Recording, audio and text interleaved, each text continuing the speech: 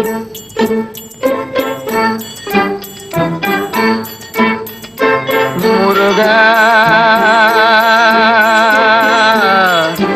அக்கா பையனுக்கு முட்டை அடிக்கணும்னால விடிய கிளம்ப 2 மணிக்கு கார் எடுத்துட்டு கிளம்பிட்டோம். கார் ஓட்டிட்டு போகும்போதே ரொம்ப தூக்கமா வந்துருச்சு.